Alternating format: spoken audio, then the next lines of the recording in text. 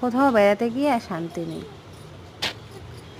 বাপের বাড়ি কয়েকদিন বেড়াতে গিয়েছিলাম, বাড়িতে এসে দেখি সব উলটপালট অগোছালো হয়ে পড়ে আছে।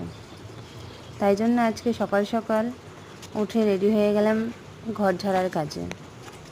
এখন আমিও কাজ করছি, সঙ্গে আমার মেয়েও চলে এসেছে, মানে আরেকটু মানে কাজটা বাড়িয়ে দেওয়ার জন্য।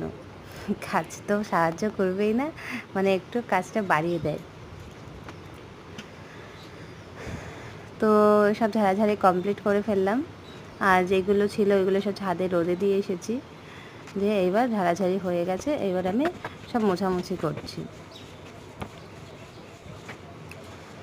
এই দেখো বিছানাটা মোছামুছি হয়ে গেছে।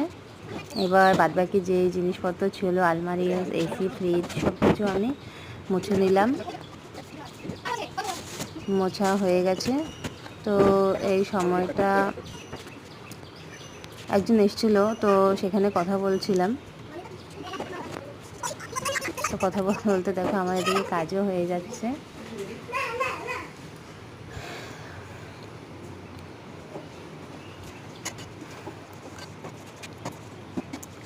সব কিছু নিজের মনের মতো করে যে কবে হবে সেটা জানি না,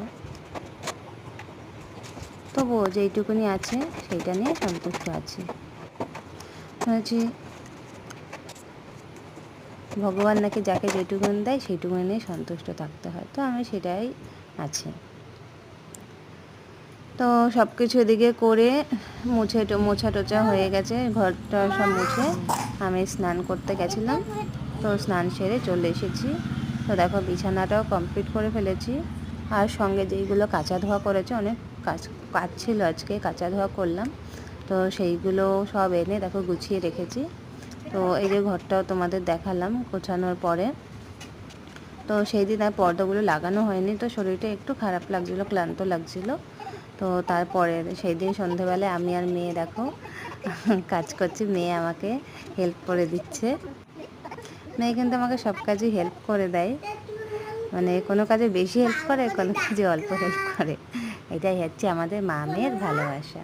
আর দেখো আমাদের ঘরটা কত সুন্দর লাগছে, দেখেছো?